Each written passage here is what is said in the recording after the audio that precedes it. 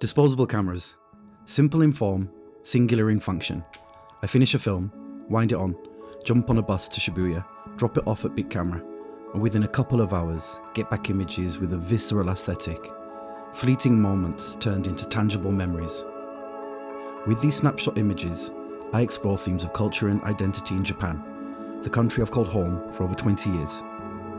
Through this work, I've come to see disposable as a crass synonym for more poetic notions of the ephemeral.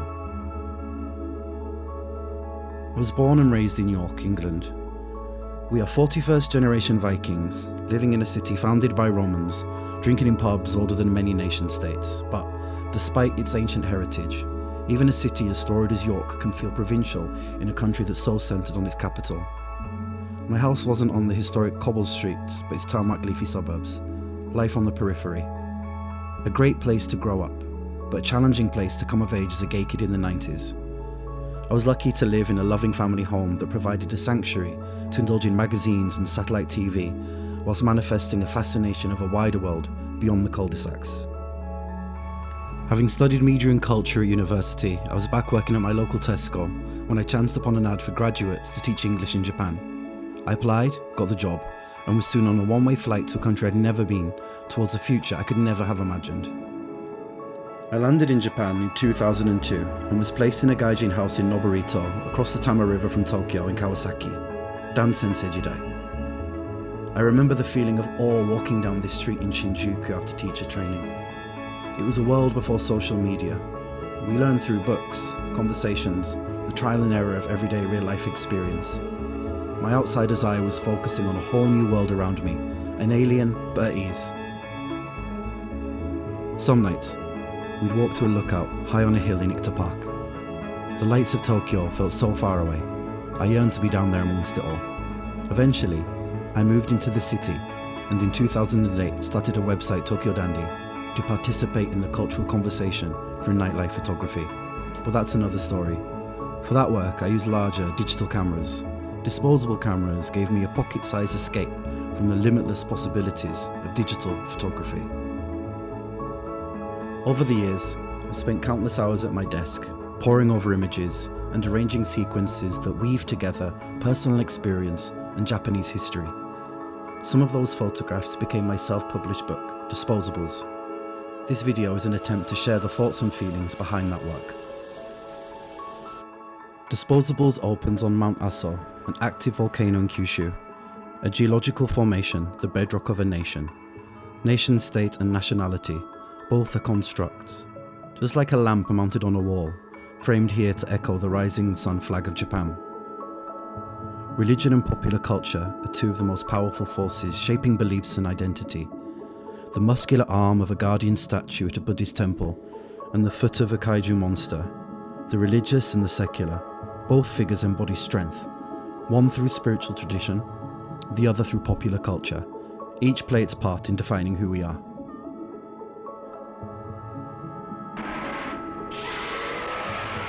In Sakagawa, the birthplace of Ultraman's creator, a centuries-old Matsuri sees towers burn in dedication to fallen samurai warriors. Culture is carried forward on the shoulders of active participants, and Matsuri, traditional Japanese festivals, are rituals passed down through multiple generations, ancestral histories binding communities in the present.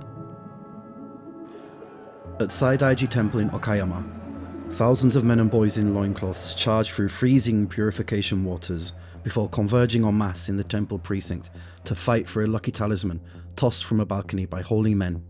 A beautiful violent spectacle.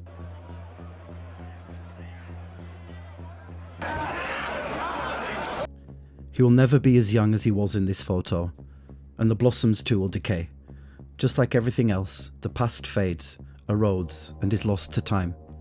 It leaves only traces, remnants of what was. Photography and film hold their power in this, to preserve a fleeting truth, a fragment of what will never exist again.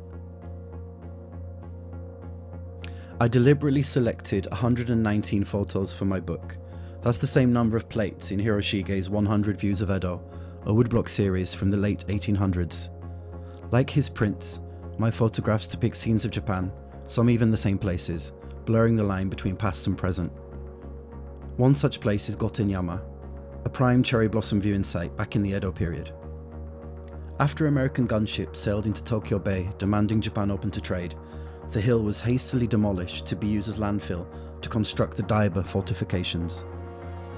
They remain today, cannon holders facing out to sea, while a replica Statue of Liberty looks over the scene, a faint smile as if mocking. What does an island country see as it looks out across the ocean? In the 1940s, with invasion looming, the Kawatana base was built as a training ground where thousands of boys prepared for aquatic suicide missions. The ruins here are slowly crumbling into the sea, a quiet monument for a desperate moment in time. Tokyo Tower rises in the heart of the capital, a symbol of post-war recovery. Built deliberately taller than the Eiffel Tower when domestic supplies of steel were low, scrapped American tanks from the Korean War were melted down for its construction. When you look up at Tokyo Tower, around 30% of what you're seeing is remnants of conflict, war machines recycled into a tool for communication.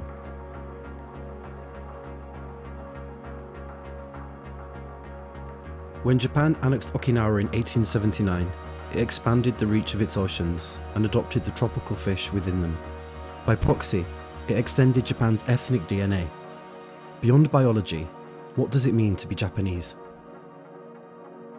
A long time ago, I read that a bathing ape was a metaphor for apathetic youth, a generation lulled into complacency, like apes comfortable soaking in lukewarm water. When I visited the famed snow monkeys, I found a man-made park built on a myth, a constructed environment feeding a narrative, which made me think, how many of societal systems exist to control, leaving people young and old unable to break free from quiet conformity? Tokyo Dandy Jidai, a nightlife scene that offered a window for self-expression between school uniforms and business suits, explosions of non-conformist hair colours and personal styles, a different body of work rooted in a raw freedom, something that now feels increasingly rare.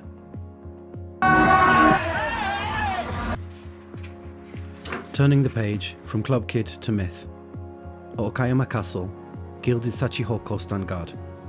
Mythological beasts, part tiger, part fish, perch on rooftops to ward off fires. Their magic prove futile when faced with falling firebombs. A family home in Setagaya, a family of 4 murdered, a suburban dream shattered, a perpetrator still at large. Through golden arches and red torii gates, in the cold of winter, a sentimental end awaits. Spring brings hope, petals bloom, the pathos of things, pink in the gloom. These are some of the thoughts and ideas in my book that I continue to explore.